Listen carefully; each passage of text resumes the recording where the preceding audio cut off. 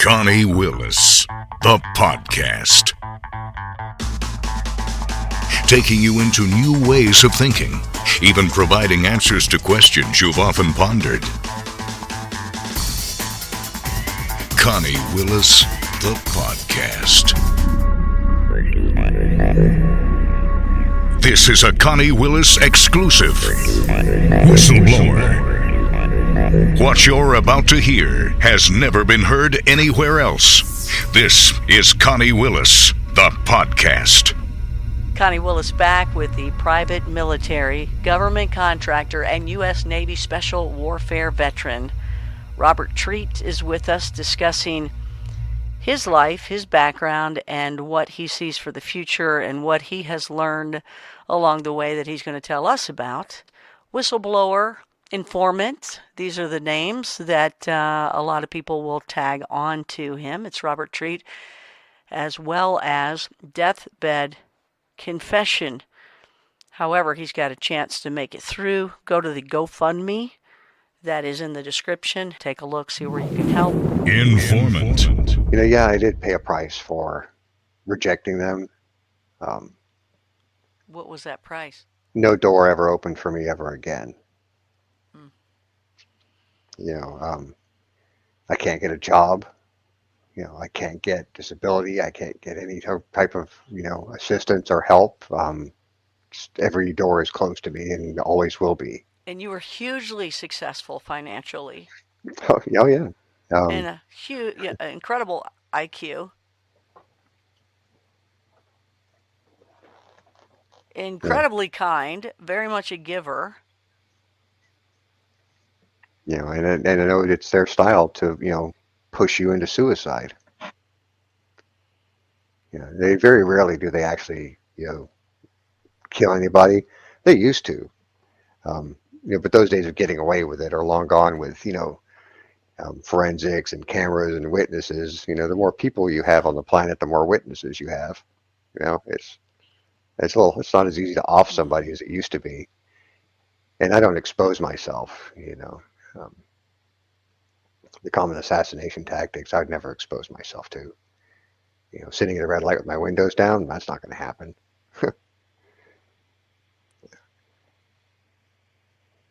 These carjackings. Look at the people who get carjacked and killed in the process. Mm-hmm. Odds are high that they had something to do with something. So what's your advice for everybody? So not be so quick to buy into absolutely everything that you see, read, or hear. In a popular narrative, right, there's always something to be weary of. Big news stories, overly hyped things. Like let's take that Jesse Smollett thing, for example. Right? Really, did that need to be national news worldwide, day in and day out? No. What else is going on? Whenever you see a big story, pay attention to what it is they don't want you to look at. Wake up and take a good sniff of what you're standing in. And it's not too late for us. Things can be changed if we want them to change. There's been people that have come to us with, great ideas, great dreams, great projects, right? We all say that we want to get off, the rat race. We want to be independent. We want to live happy and fulfilled lives. But we resist against everything that it is that we should be embracing. Like, let's just take the things that we have, that we take for granted every single day, like electricity. We know that the grid is not sustainable. We know that, we can't continue to draw power from a centralized source, right? And it's that centralization of things that gives this cabal their power. It's the centralization that they count on, right? That they control your medicine, they control your health care, they control the facilities where your electricity comes from, right? Do you think Elon is the guy that's going to open up the other side? He's making a dent, and it would not surprise me if they push some sort of scandal, some way to ruin him out soon. they've done a pretty good job at, thwarting him, like solar electricity, like solar panels for your home, solar power, right? It's a great idea as long as the cabal get to control it and still manage to get you to pay and manipulate you Mm-hmm. through it, right? So with Elon, with his solar company, his Tesla panels, right? He ended up with a supply problem. He ended up with a battery problem. He couldn't get the lithium to make the batteries, right? Um, there was always a way, a strangulation on how to, give us just a little bit, but not enough to make a difference. I understand that one. Okay, so But where's there are independent companies out there, right?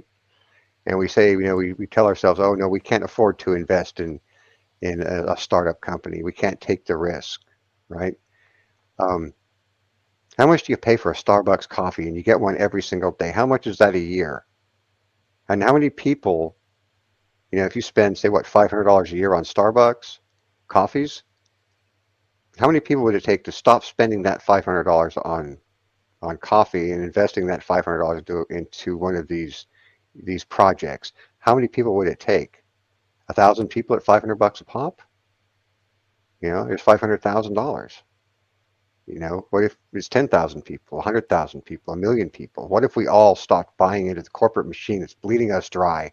What if we stopped being participants in our own destruction, right? And realize we don't need all these things. If our priority is truly what we say our priority is, then we should be investing in that priority, not the cabal's priority. If you're spending $1,000 on a pair of tennis shoes, your priorities are messed up. This is a Connie Willis exclusive on Connie Willis, the podcast. so real quick here, in the amount due to time, where's Glenn now? Glenn passed away in 2007. Was that the accident? No, the accident was mine. Glenn, he ended up with cancer, and he did surgery, and it metastasized throughout his body, and it killed him. My last contact with the good grays, the Primarch grays, and really my great awakening was I was flying home, been away on a project, and I was flying back to my wife, and I was like, I can't go home to that woman again. I can't do it. So I left my brand new Corvette that I just put a 1600 horsepower motor in, a 383 stroker twin turbo Blingenfelder motor. Just got that Corvette back. It was at the airport waiting for me, and on my way home, I flew into Spokane Airport on my way up to Sandpoint, Idaho, and I stopped in Post Falls, this little bar called the Cotton Club, and that's when I kind of had my challenge with the Primarch. I told myself, I'm not doing this anymore. I'm not playing this game. I've spent my entire life doing every good deed I can, and I'm not making a difference. My life sucks. I'm miserable. I've gotten nothing good out of this. Just a heart and head full of pain.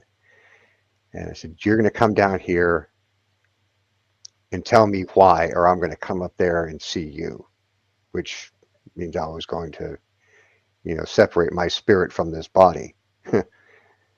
And I pounded down 14 beers, got in my car, and I held my foot to the floor until that car came to its violent conclusion.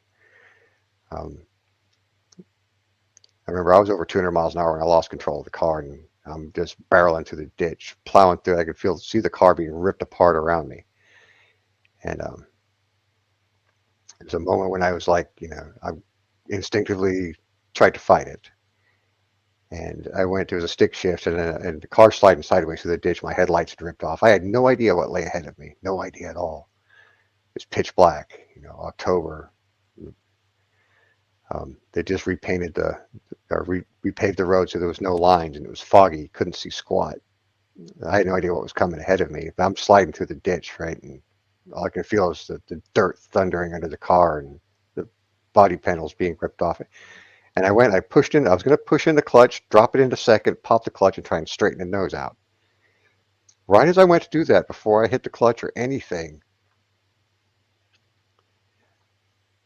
3 grays scooped me out of that car. And the speed at which they had to act was so fast that I flew out of the beam and landed about 500 yards away in a swampy part of a field.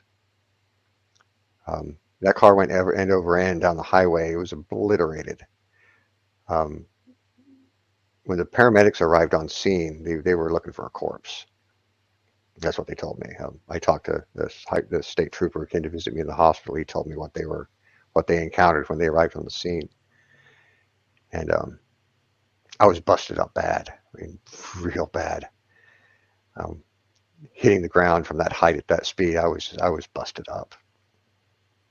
And those 3 grays, they stayed with me as I lay on the ground, just bleeding out. And they picked me up and they walked me up to the edge of the road, where they let me go at the edge of the embankment. And I was able to crawl up the embankment, and I walked up to the state trooper and I said, my left side hurts, and I hit the ground. Next thing I know, I'm waking up in intensive care, and all I could do was laugh. I was like, man, you got me again. Like, I made a challenge to the Primarch. You're going to come down to see me, or I'm going to come see you, and neither one of those things happened, right? But I'm still here. And what's worse is I have to go home to that woman. What was so bad about that? Oh, she was just. You don't want to go there. She Don't. was like, yeah, I'm not going to go there. I don't want to Don't bash go her. there. But the day I got out of the hospital, and this is when I saw his purpose, right? This is the moment I knew when absolute good he is, even in the bad, right? Even in the worst time of your life, right? Where there is good being worked behind the scenes. And on the way home from the hospital, we lived all the way out in Gypsy Bay, which is all the way down Lakeshore Drive. You had to go right around Lake Ponderay, right? And on the passenger side, as you're driving out to Gypsy Bay, there's a cliff on the passenger side, right? You're looking down over a cliff into the lake. And there's a lot of snow on the ground. So we're going slow. My wife's driving me home from the hospital. And I'm just bandaged up. I've only got one arm that works, right? My left arm is just wrapped up, immobilized. And I'm just like looking down, kind of depressed that I'm going home and not knowing what really to think about everything that just happened. And I see 2 red lights at the bottom of the ravine. And I'm like, stop the car, stop the car. I knew exactly what it was. It was taillights in a snowbank at the bottom of this ravine. A car had gone off the road and gone down the ravine and was nose down in the snowbank. Had nothing in the car. I opened up the glove box and there was an ice scraper. That's it. So I just throw open the door. I roll out of the car, slide down the ravine, dig the ice scraper in. I slide down the ravine, breaking myself with this ice scraper with one hand until my feet hit the trunk of the car. I frantically dig down the driver's side till I get to the driver's side door, clear enough of it to where you can get it open a little bit, and this woman comes out. And she's hurt, and she's scared, she's cold, and I think she's in shock. And I just tell her to wrap her arms around my neck, and I used that one arm and that ice scraper, and I dug our way back up to the road. Was she the only one in the car? Yeah. Good. So I get her back up to the road, and she gets up, and I'm just laying there on the side of the road. I'm exhausted. Every ounce of me is just beat. I just been in a major car accident, just got out of the hospital. I only have one working arm, and I just went down and climbed back up a ravine with a woman on my back. I'm worn out. So I'm laying there, and I see this pickup truck coming up the road, and it stops right there, and this guy jumps out. He runs up to the woman. He's like, baby, honey, are you okay? You okay? What happened? And then it turns out it's her husband. So I'm like, husband's here. I better, get up and introduce myself, right? So I stagger to my feet and I walk up to him and he comes over to me and he's like, "Oh my God, you're Mr. Treat." And I said, "Yes, I am. How do you know that?" He says, "I'm Officer Bennett. I'm the one who found you that night. Oh. I just saved his wife. He saved me that night. He was the cop I walked up to. I lived. I survived that. They saved me. Intervened in my certain suicide. Intervened, saved my life. So I could be there to save hers." Informant. What you just heard has never been heard anywhere else. This is Connie Willis, the podcast. Informant. Learn more about Connie, her guests, and be sure to join her private membership shows, Blue Rock Talk and Connie After Dark, at ConnieWillis.com. Whistleblower.